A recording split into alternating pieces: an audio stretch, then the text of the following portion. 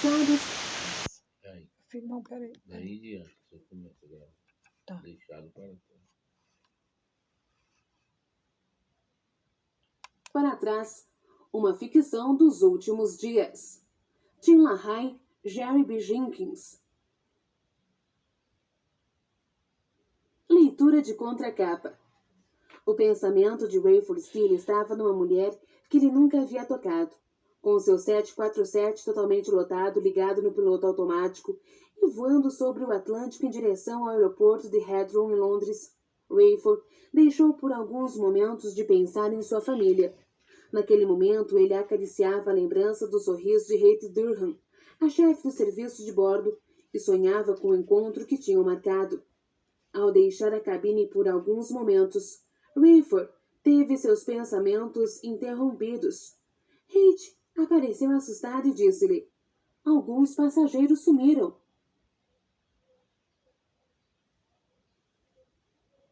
Pasta 1.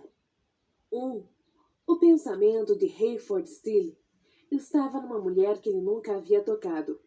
Com seu 747 totalmente ocupado pelos passageiros, ligado no piloto automático voando sobre o Atlântico para aterrissar às 6 da manhã no aeroporto de Heathrow, em Londres, Rayford deixou por alguns momentos de pensar em sua família. No começo da primavera, ele passaria um tempo com sua esposa e seu filho de 12 anos. Sua filha também estaria voltando da faculdade, mas por ora, com seu copiloto tirando um cochilo, Rayford acariciava a lembrança do sorriso de Kate Durham e sonhava com o encontro que tinha marcado. Kate era a chefe do serviço de bordo. Já há mais de uma hora que ele não a via. Rayford costumava aguardar com certa ansiedade o momento de estar com sua esposa. Irene era atraente e bastante jovial e ativa, mesmo nos seus 40 anos. Mas, ultimamente, ele se sentia como que repelido pela obsessão dela pela religião. Era tudo o que a interessava e do que ela falava. Deus era importante para Rayford Steele. Ele até se sentia bem na igreja sempre que podia frequentá-la.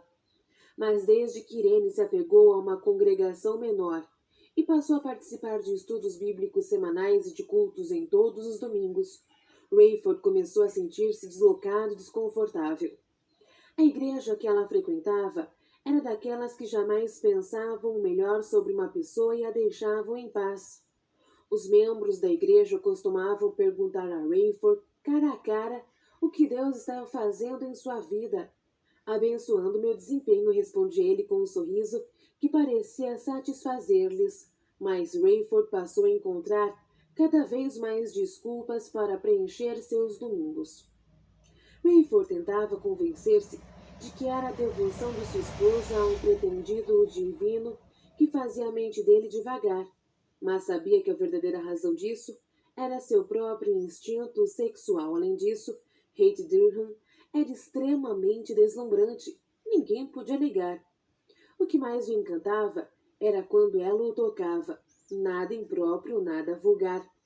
Ela simplesmente tocava seu braço ao passar num lugar apertado ou colocava a mão suavemente em seu ombro quando ficava em pé atrás do assento dele na cabina. Mas não era apenas o toque de Kate que fazia Rayford gostar de sua companhia. Ele podia adivinhar pelas expressões dela, por sua postura, pela troca de olhares, que ela ao menos o admirava e respeitava. Se ela estivesse interessada em qualquer outra coisa, Rayford poderia apenas conjecturar, e foi o que fez. Eles haviam passado algum tempo juntos, conversando durante o aperitivo ou jantar, às vezes com os companheiros de trabalho, outras não. A reação de Rayford não tinha ido além de um leve toque de mãos, mas seus olhos captaram um olhar mais demorado de Kate, e ele pôde apenas admitir que seu sorriso para ela representava algum progresso. Talvez hoje, talvez esta manhã. Se a batidinha a código na porta não despertasse o copiloto, ele tentaria tocá-la quando ela viesse pousar a mão em seu ombro de uma forma amigável. Ele esperava que ela reconhecesse um passo, o primeiro da parte dele visando a um relacionamento. Essa seria a primeira vez que isso aconteceria. Ele não era nenhum puritano, mas nunca tinha sido infiel a Irene. Havia tido inúmeras oportunidades. Certa ocasião, sentiu-se culpado por ter se envolvido numa troca de carícias na festa de Natal da companhia, mas isso tinha sido 12 anos atrás. Irene tinha ficado em casa, passando desconfortavelmente seu 9º mês a carregar seu filho Ray Jr. no ventre. Embora pudesse avançar o sinal, Rayford teve o cuidado de deixar a festa mais cedo. Ficou claro para Irene que ele estava ligeiramente alcoolizado, mas não suspeitou de qualquer outra coisa, não de seu virtuoso capitão. Ele foi o piloto que tinha tomado 2 martinis durante uma paralisação por causa da neve no aeroporto de O'Hare, em Chicago, e então voluntariamente desceu do avião quando o tempo clareou. Ofereceu-se para pagar a um piloto substituto, mas a Pan Continental ficou tão impressionada que, em lugar de puni-lo, usou sua atitude como exemplo de autodisciplina e sabedoria. Em 2 horas mais, Rayford seria o primeiro a ver sinais do sol, uma luz mortiça e amarelo-cinzenta que indicaria o relutante alvorecer sobre o continente. Até então, a escuridão através da janela parecia ter quilômetros de espessura. Seus passageiros sonolentos tinham os quebra-luzes abaixados, travesseiros e cobertores nos assentos. Por enquanto, o avião era um quarto de dormir escuro e zunindo para todos, exceto para algumas notívagas errantes, as comissárias, e 1 ou 2 delas atendendo a algum chamado. A questão naquela hora, mais escura antes da alvorada, era se Rayford Steele se arriscaria a um relacionamento diferente e excitante com Kate Durham. Ele segurou um sorriso. Estava brincando? Iria alguém de sua reputação fazer qualquer coisa além de sonhar com uma bela mulher 15 anos mais nova? Ele não se sentia mais tão seguro. Se ao menos Irene não tivesse metido nesse novo alçapão. Será que isso esfriaria a preocupação dela com o fim do mundo, com o amor de Jesus, com a salvação das almas? Depois, ela andou lendo tudo quanto lhe vinha às mãos sobre o arrebatamento da igreja. Você pode imaginar, Rafe, dizia ela certa vez exultante, Jesus voltando para nos levar antes de morrermos? Sei, respondeu ele espiando por cima do jornal. Isso me mataria. Ela não gostou da brincadeira. Se eu não soubesse o que aconteceria a mim, disse ela, não falaria tanto sobre esse assunto. Sei com certeza o que me aconteceria, insistiu ele. Eu morreria, sumiria e fim. Mas você, naturalmente, voaria diretamente para o céu. Ele não quis ofendê-la. Estava apenas gracejando. Quando Irene se afastou, Rayford a seguiu, puxou-a, fazendo-a voltar seu rosto para ele, e tentou beijá-la, mas ela agiu passiva e friamente. Vamos, Irene, disse ele. Milhares não desmaiariam se vissem Jesus descendo para todas as pessoas boas? Ela afastou-se chorando. Eu já disse a você repetir. As pessoas salvas não são pessoas boas. Elas são apenas perdoadas, sim, eu sei, disse ele, sentindo-se rejeitado e vulnerável em sua própria sala de estar, e voltou para sua poltrona e seu jornal. Se isso faz você sentir-se melhor, fico feliz em saber que pode estar tão segura. Eu apenas acredito no que a Bíblia diz, respondeu Irene. Rayford encolheu os ombros. Ele queria dizer bom para você, mas não quis piorar a situação. Por um lado, invejava a confiança dela, mas na realidade não aceitava o fato de ser uma pessoa mais emocional, mais orientada pelos sentimentos. Ele não quis dizer-lhe isso, mas o fato era que se considerava mais brilhante. Sim, ele se considerava mais inteligente. Ele acreditava em regras, sistemas, leis, padrões, coisas que podemos ver, sentir, ouvir e tocar. Se Deus era parte de tudo isso, muito bem. Um poder mais alto, um ser amoroso, Uma força por trás das leis da natureza, ótimo. Vamos cantar por isso, orar por isso, sentir-nos bem por nossa capacidade de sermos bons para os outros e cuidar da vida. O maior receio de Rayford era que essa fixação religiosa pudesse evaporar com certas ondas que ela se envolvera, como as vendas que fazia de porta em porta, oferecendo produtos de limpeza ou de beleza, da academia de aeróbica, etc. Ela poderia sair por aí tocando a campainha das pessoas e pedindo licença para ler para as pessoas 1 ou 2 versículos bíblicos. Em todo caso, ela sabia muito bem o que estava fazendo. Irene havia se tornado uma genuína religiosa fanática, e de certo modo isso liberava Rayford para sonhar de olhos abertos e sem culpa com Hate Durham. Talvez ele diria alguma coisa, sugeriria alguma coisa, daria a entender alguma coisa enquanto ele e Hate caminhassem pelo aeroporto de Heathrow em direção à fila de táxis. Ou talvez antes. Ousaria declarar-se agora mesmo, horas antes de aterrissar? Junto a uma janela na primeira classe, um escritor estava curvado sobre um laptop. Ele fechou o aparelho com o propósito de voltar ao seu trabalho mais tarde. Aos 30 anos, Cameron Williams era o mais jovem dos articulistas do prestigioso Semanário Global. Era invejado pelos veteranos da equipe de redatores, mas o superava em condições idênticas, ou então a chefia de redação lhe atribuía a produção das melhores matérias jornalísticas do mundo. Tanto os admiradores como seus detratores na revista o chamavam de Buck, potro, porque diziam que ele estava sempre escoiciando a tradição e a autoridade. Buck acreditava que vivia uma vida maravilhosa, tendo sido testemunha ocular de alguns dos eventos mais preponderantes da história.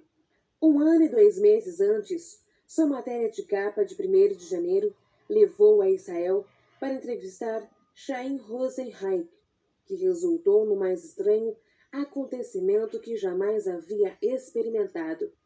O idoso Rosenreich tinha sido a escolha unânime como o fazedor da notícia do ano na história do Semanário Global.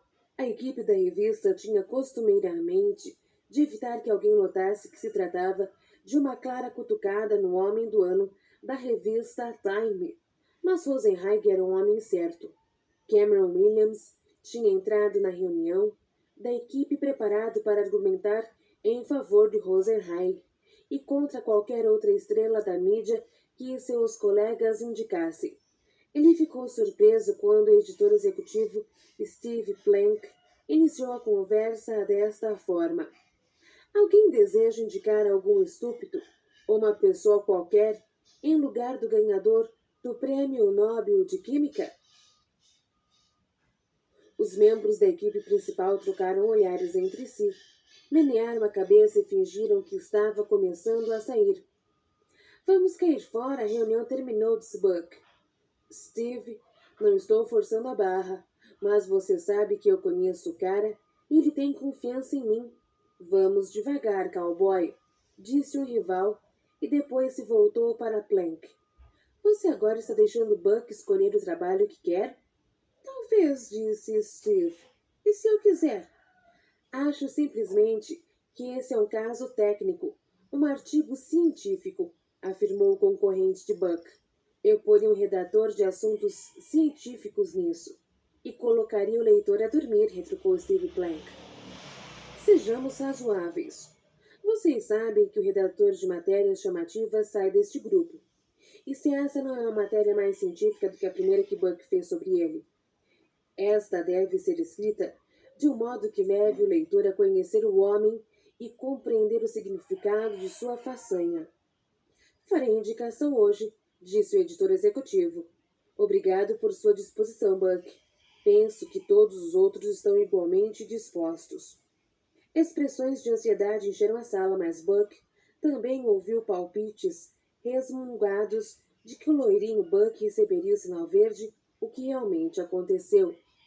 Tal confiança de seu chefe e a competição com seus colegas fizeram-no cada vez mais determinado a superar-se em cada tarefa.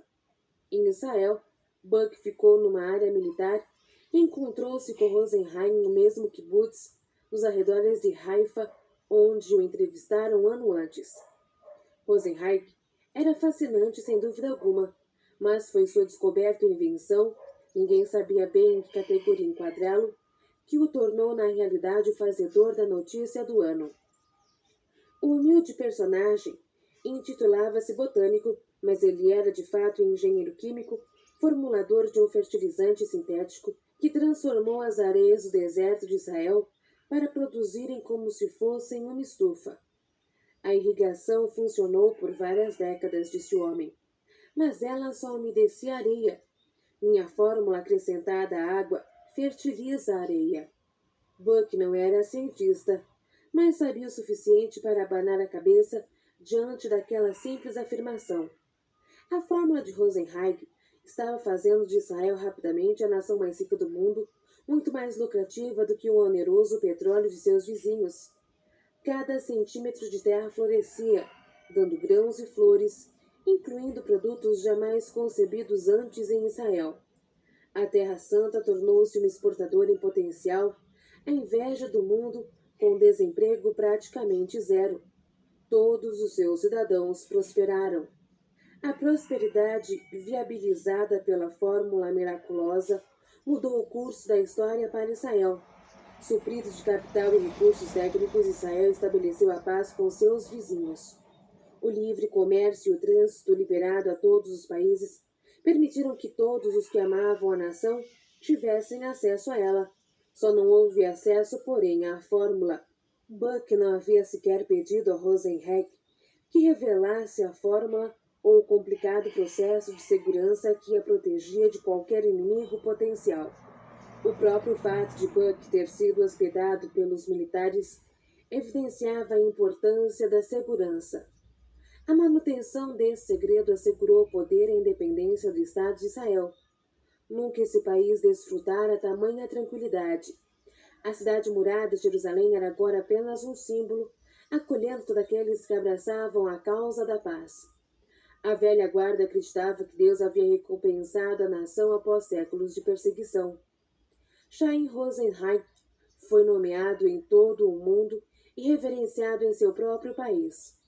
Os líderes mundiais o procuravam e ele era protegido por sistemas de segurança tão complexos como aqueles que protegiam os chefes de Estado. Por mais forte que Israel se tornasse com a glória recém-alcançada, os líderes da nação não eram tolos. Um Rosenheim raptado e torturado poderia ser forçado a revelar um segredo que revolucionaria de modo semelhante qualquer país do mundo. Imagine o que a fórmula poderia fazer se fosse alterada para funcionar nas vastas planícies árticas da Rússia. Poderia tais regiões florescer, embora fossem cobertas de neve na maior parte do ano? Era esta a chave para ressuscitar aquela enorme nação após o malogro da União das Repúblicas Socialistas Soviéticas? A Rússia havia se tornado uma gigantesca nação deprimida, com uma economia devastada e uma tecnologia ultrapassada. Tudo que a nação ainda possuía era o poder militar, e cada marco poupado destinava-se ao armamento. E a troca dos rublos para marcos não havia sido uma transição pacífica para a belicosa nação. A modernização do mundo financeiro, limitada a 3 principais moedas, levou anos para se concretizar, mas uma vez feita a mudança, a maioria ficou feliz com isso. Toda a Europa e Rússia negociavam exclusivamente em marcos. A Ásia, a África e o Oriente negociavam em ienes. E a América do Norte, a América do Sul e a Austrália transacionavam em dólares. O movimento visava unificar mundialmente a moeda, mas as nações que um dia tinham aceitado com relutância a mudança consideravam inviável fazê-lo de novo. Frustrados por sua incapacidade de tirar proveito da fortuna de Israel e determinados a dominar e ocupar a Terra Santa, os russos tinham lançado um ataque contra Israel no meio da noite.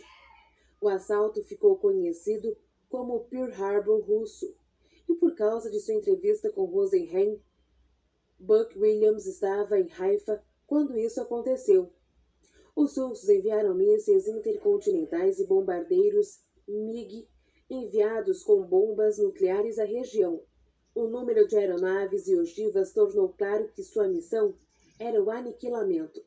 Dizer que Israel tinha sido apanhado de surpresa, conforme Cameron Williams havia escrito, foi como dizer que a grande muralha da China era cumprida. Quando os radares de Israel localizaram os aviões russos, eles já estavam quase sobre o país. O apelo dramático de Israel para a ajuda de seus vizinhos imediatos e dos Estados Unidos foi simultâneo com sua interpelação para saber as intenções dos invasores em seu espaço aéreo, enquanto Israel e seus aliados tentassem montar qualquer coisa parecida com uma defesa. Estava claro que os russos levariam uma vantagem de 100 para 1. Eles dispunham apenas de alguns momentos antes que a destruição começasse. Não dava mais para negociar qualquer coisa, nem apelos para uma divisão de riqueza com as hordas do norte. Se os russos quisessem apenas intimidar e assustar, não teriam enchido o céu de mísseis.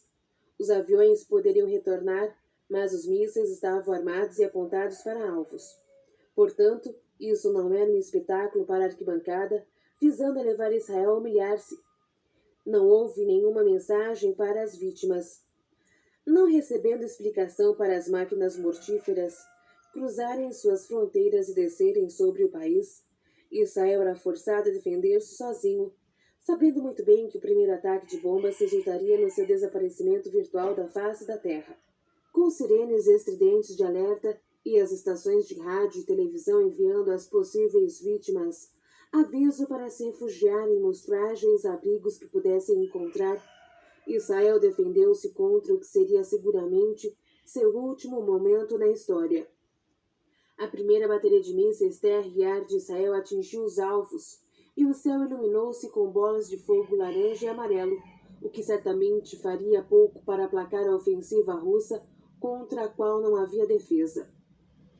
Aqueles que conheciam as disparidades e o que as telas de radar prenunciavam, interpretaram as explosões ensurdecedoras no céu como sendo um massacre perpetrado pela Rússia contra Israel. Cada líder militar sabia o que estava sendo esperado, uma devastação total quando a fuzilaria atingisse o solo e cobrisse a nação. Daquilo que ouviu e viu na área militar, Buck Williams sabia que o fim estava perto. Não havia como escapar, mas enquanto a noite ficava clara como o dia e as terríveis e ensurdecedoras explosões continuavam, nada sobre a terra foi atingido. O edifício tremia e ressoava, no entanto, continuava incólume. Lá fora, à distância, aviões de guerra espatifavam-se no solo, abrindo crateras e espalhando fragmentos de explosões. Entretanto, as linhas de comunicação permaneciam abertas. Nenhum dos postos de comando foi atingido. Não havia relatos de baixas, nada tinha ainda sido destruído. Era aquilo uma espécie de brincadeira cruel? Seguramente os primeiros mísseis de Israel alijaram os bombardeiros russos e os mísseis explodiram pela altitude maior para evitar que o fogo causasse danos em áreas do país. Mas o que aconteceu com o restante da força aérea inimiga? O radar mostrou que a Rússia tinha com certeza enviado todos os seus aviões, deixando talvez muito pouco para a eventualidade de algum ataque contra ela. Milhares de bombardeiros desceram sobre as cidades mais populosas do pequeno país, e o ronco e os ruídos irritantes continuavam. As explosões eram tão aterradoras que os militares veteranos cobriam suas cabeças e davam berros de desespero. Buck sempre tivera o desejo de ficar perto das frentes de combate, mas seu instinto de sobrevivência estava a todo o vapor. Ele sabia sem sombra de dúvida que morreria e começou a ter uns pensamentos mais estranhos. Por que nunca se casou? Sobraria restos de seu corpo para que seu pai e seu irmão o identificassem? Havia um Deus? A morte seria o fim? Ele saiu do abrigo em que estava, surpreendido pelo ímpeto de chorar. Não esperava que a guerra fosse tudo isso. Imaginara-se espreitando as ações bélicas de um local seguro, registrando o drama na mente. Após vários minutos no holocausto, Buck chegou à conclusão de que morreria, quer estivesse fora ou dentro daquele posto. Não se tratava de desafio, mas de singularidade. Ele seria a única pessoa do posto que veria e saberia o que iria matá-lo. Caminhou em direção à porta na ponta dos pés. Ninguém o notou ou se preocupou em adverti-lo. Era como se todos tivessem sido condenados à morte. Buck forçou a porta contra um forno em combustão, tendo de proteger os olhos da imensa claridade das chamas. O céu incendiara-se. Ele ainda ouvia aviões no meio dos estrondos e do ruído do fogo, e a explosão ocasional de um míssil provocara uma nova chuva de chamas no ar. Ele ficava aterrorizado quando as grandes máquinas de guerra mergulhavam no solo de toda a cidade, estatelando-se e incendiando-se, mas caíam entre edifícios, em ruas desertas e nos campos. Uma coisa qualquer atômica e explosiva subia com ímpeto em direção à atmosfera e Buck ficou ali no calor, seu rosto formando bolhas, o corpo molhado de suor. O que estava acontecendo no mundo? Em seguida, pedaços de gelo e granizo do tamanho de uma bola de golfe forçaram Buck a cobrir a cabeça com sua jaqueta. A terra tremeu e ressoou, atirando-o no chão.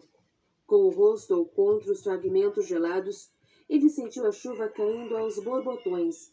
De repente, o único ruído era o fogo no céu que se enfraquecia à medida que era arrastado para baixo pela nevasca. Passados 10 minutos de ruídos trovejantes, o fogo se dissipou e bolas de fogo espalhadas bruxuleavam sobre o solo. O fogo desapareceu tão depressa como veio. O silêncio pairou sobre a terra. À medida que nuvens de fumaça flutuavam e se desfaziam sob uma brisa suave, o céu da noite reapareceria com sua escuridão azulada, e as estrelas cintilavam pacificamente, como se nada de errado tivesse acontecido. Buck retornou ao posto carregando no braço sua jaqueta de couro enlameada. A maçaneta da porta ainda estava quente. Dentro, os líderes militares choravam e tremiam. O rádio noticiava os relatos dos pilotos israelenses. Eles diziam que não conseguiram chegar ao espaço aéreo em tempo para fazer qualquer coisa, a não ser ficar olhando toda a ofensiva aérea russa, parecendo querer auto-aniquilar-se totalmente. Milagrosamente, nenhuma morte foi anunciada em todo Israel. Em outras ocasiões, Buck poderia ter acreditado que algum misterioso desacerto tivesse levado míssil e avião a destruir-se mutuamente. Mas as testemunhas disseram que tinha sido uma tempestade de fogo, acompanhada de chuva, granizo e tremor de terra, que anularam o esforço ofensivo. Teria sido uma chuva de meteoros, determinada divinamente, talvez. Mas o que dizer de centenas e milhares de fragmentos, de aços queimados e torcidos derretidos, arremessados contra o solo de Haifa, Jerusalém, Tel Aviv, Jericó e até em Belém, demolindo os antigos muros, mas não chegando sequer a arranhar uma criatura viva? A luz do dia revelou o massacre e denunciou a aliança secreta da Rússia com as nações do Oriente Médio, principalmente a Etiópia e a Líbia. No meio das ruínas, os israelenses encontraram material que poderia servir como combustível e preservar seus recursos naturais por mais de 6 anos. Forças especiais competiam com falcões e abutres pela carne dos inimigos mortos, procurando enterrá-los antes que seus ossos fossem descarnados e a doença ameaçasse a nação. Buck lembrava-se disso vividamente, como se tivesse ocorrido ontem. Se ele não tivesse lá e visto tudo aquilo, não acreditaria. Ele conseguiu mais do que precisava para levar o leitor do Semanário Global a comprar a revista. Editores e leitores tinham suas próprias explicações para o fenômeno, mas Buck admitiu que se tornou um crente em Deus naquele dia. Estudiosos judeus indicaram passagens da Bíblia que falava acerca de atos de Deus, destruindo os inimigos de Israel com tempestade de fogo, terremoto, granizo e chuva. Buck ficou estupefato quando leu Ezequiel 38:39 a respeito de um grande inimigo do norte que invadiria Israel com a ajuda da Pérsia, Líbia e Etiópia. Mais impressionante ainda era o fato de as escrituras profetizarem sobre armas de guerra usadas como fogo e soldados inimigos devorando por pássaros ou enterrados numa vala comum. Amigos cristãos queriam que Buck tomasse a decisão de crer em Cristo, agora que ele estava tão claramente em afinidade espiritual com Deus. Ele não estava preparado para ir mais adiante, porém, era certamente uma pessoa diferente e também um jornalista diferente desde então. Para ele, nada havia além da crença. Com dúvidas sobre se deveria dar sequência com alguma coisa explícita, o capitão aviador Hayford Steele sentiu um impulso irresistível de ver Kate Durham em seguida. Ele se livrou dos apetrechos e apertou o ombro de seu copiloto ao sair da cabina do comando. Estamos ainda no automático, Christopher, disse Rayford, enquanto o jovem piloto se apressava e ajustava seus fones de ouvido. Vou fazer meu passeio da alvorada. Para mim, não parece alvorada, capitão, disse Christopher, após ter piscado e umedecido os lábios. Provavelmente faltam 1 ou 2 horas. De qualquer maneira, vou ver se alguém está acordando. Tudo bem. Se alguém estiver acordado, apresente-lhe minhas saudações. Rayford suspirou e assinou com a cabeça. Quando abriu a porta da cabina, Kate Durham quase colidiu com ele. Não precisa bater, disse ele. Estou saindo. A chefe de serviço do bordo puxou-lhe para um compartimento da cozinha, mas não havia paixão em seu gesto. Seus dedos pareciam garras na fronte de Rayford e seu corpo estremecia no escuro. Kate! Ela o empurrou para trás contra o compartimento da cozinha, seu rosto bem perto do dele. Se ela não estivesse visivelmente aterrorizada, ele poderia desfrutar desse gesto e retribuir-lhe com um abraço. Os joelhos de Kate se dobravam enquanto tentava falar, e sua voz tornou-se um grito agudo e choroso. As pessoas sumiram. Ela tentava dizer-lhe num sussurro, encostando a cabeça no peito de Rayford. Ele agarrou seus ombros e tentou empurrá-la, mas ela insistia em permanecer encostada nele. O que você diz? Ela agora soluçava, seu corpo estava fora de controle. Muitas pessoas simplesmente se foram. Kate, esse é um avião grande. Eles devem ter ido aos sanitários ou... Kate puxou a cabeça de Rayford para baixo a fim de poder falar-lhe diretamente ao ouvido. Apesar do choro, ela claramente se esforçava para fazer-se entender. Estive em todos os lugares, estou lhe dizendo, dezenas de pessoas sumiram. Kate, ainda está escuro. Vamos encontrar. Não estou louca, veja você mesmo. Em todo o avião pessoas desapareceram. É uma mentira. Elas estão se escondendo, tentando... Ray, seus sapatos, meias, roupas, tudo foi deixado para trás. Essas pessoas foram embora. Kate soltou as mãos que mantinham sobre Rayford e ajoelhou-se, choramingando a um canto. Rayford quis confortá-la, ajudá-la a examinar melhor ou pedir que Chris o acompanhasse em todo o avião. Mais do que qualquer coisa, ele queria acreditar que Kate estava com a mente perturbada. Ela devia saber disso melhor do que ele. Era evidente que ela de fato acreditava que haviam desaparecido pessoas do avião. Rayford estivera sonhando de olhos abertos na cabina. Será que ainda estava meio dormindo agora? Estava, portanto, acordado. Ele foi à primeira classe, onde uma senhora idosa estava sentada com um espanto no olhar em direção ao nevoeiro da ante-aurora, tendo em suas mãos o suéter e as calças de seu marido. O que aconteceu? Perguntou ela. Harold. Rayford examinou bem o ambiente da primeira classe. A maioria dos passageiros ainda estava meio dormindo, inclusive o jovem senhor junto à janela com seu laptop sobre a mesinha porta-bandeja. Mas realmente alguns assentos estavam vazios. Quando os olhos de Rayford se adaptaram à pouca luminosidade, ele caminhou rapidamente para a escada e começou a descer quando ouviu a mulher chamá-lo. Senhor, meu marido. Rayford pôs o dedo junto aos lábios em sinal de silêncio e sussurrou. Já sei, vou encontrá-lo, voltarei logo. Que absurdo, pensou ele, enquanto descia, ciente de que Kate estava bem atrás dele. Vou encontrá-lo. Kate apoiava-se em seu ombro e ele desceu mais lentamente. Devo acender as luzes? Não, sussurrou ele. Quanto menos as pessoas perceberem neste momento, melhor. Rayford queria ser forte e ter respostas, ser um exemplo para sua tripulação, para Hattie. Mas quando chegou ao compartimento de baixo, percebeu que o restante do voo seria caótico. Ele ficou assustado como os demais a bordo. À medida que inspecionava os assentos, quase entrou em pânico. Voltou ao cubículo que dividia os 2 andares e deu um forte tapa na face. Aquilo não era brincadeira, nem mágica, nem sonho. Alguma coisa terrivelmente errada, e não havia meio de sair correndo. Haveria bastante confusão e terror, sem que ele perdesse o controle. Nada o havia preparado para uma situação como aquela. E ele seria a pessoa para quem todos olhariam, mas para quê? O que ele poderia fazer? Primeiro um, depois outro gritava ao perceber que seu companheiro de assento tinha sumido e que suas roupas ainda estavam ali. Eles choravam, berravam, pulavam de seus assentos. Hattie agarrou-se a Rayford por trás, envolveu-o com os braços e cruzou as mãos com tanta força em seu peito que ele mal conseguia respirar. Rayford, o que é isso? Ele afastou as mãos dela. Ouça, Hattie.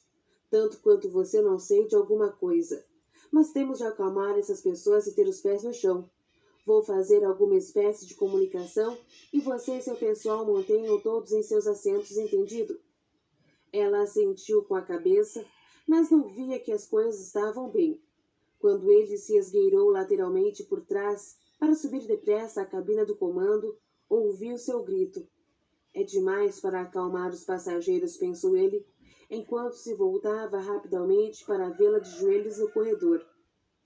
Hattie pegou um paletó com camisa e uma gravata ainda intactas.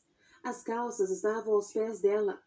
Apavorada, pôs o paletó próximo à fraca luz e leu o nome da etiqueta. Tony! Exclamou ela desesperada. Tony se foi. Rayford arrebatou as roupas das mãos de Hattie e as jogou atrás da divisão entre os andares. Ele a ergueu pelos cotovelos e a levou para fora da vista dos passageiros. Rate, estamos a horas de aterrissagem. Não temos um plano para atender pessoas histéricas. Vou fazer um pronunciamento, mas você deve fazer o seu trabalho. Você pode? Ela acenou afirmamente com um olhar vago distante. Ele forçou-a a encará-lo. Você pode? Perguntou Rayford. Ela assentiu de novo. Rayford, vamos morrer? Não, disse ele. Disso estou certo. Mas ele não estava certo de coisa alguma. Como poderia saber? Ele preferiria enfrentar um incêndio no motor e até um mergulho incontrolável. Uma queda no oceano certamente seria melhor do que isso. Como poderia acalmar as pessoas no meio desse pesadelo? A essa altura, manter as luzes da aeronave apagadas causava mais mal do que bem. E ele estava contente de poder dar a Hattie uma atribuição específica. Não sei o que vou dizer, afirmou, mas acenda as luzes para que possamos fazer um levantamento cuidadoso dos que estão aqui e dos que sumiram. Em seguida, pegue mais daqueles formulários para a declaração dos visitantes estrangeiros. Para quê? Apenas faça isso. Avise-os para se prepararem. Rayford não sabia se tinha agido certo deixando Hattie a cargo dos passageiros e da tripulação. Enquanto subia em disparada os degraus, notou outra aeromoça voltando de um compartimento aos gritos e soluços. Por ora, o pobre Christopher na cabina era o único no avião alheio a tudo o que se passava. Pior, Rayford disse a Hattie que, tanto quanto ela, não sabia nada a respeito daquela ocorrência. A verdade aterroradora era aquela que ele sabia muito bem. Irene estava certa. Ele e a maioria dos passageiros tinham sido deixados para trás. Pasta 2. Então, como eu havia falado no princípio, essa é uma coleção de uma história Apocalipse, baseado no livro de Apocalipse, que tem 13 volumes essa coleção. Amanhã nós continuamos com a segunda parte, ainda do primeiro livro. Se inscreva, divulga, tá? E deixa o seu like para que amanhã seja enviado diretamente para você o segundo episódio desse primeiro livro intitulado Deixado para Trás. Deus abençoe a todos.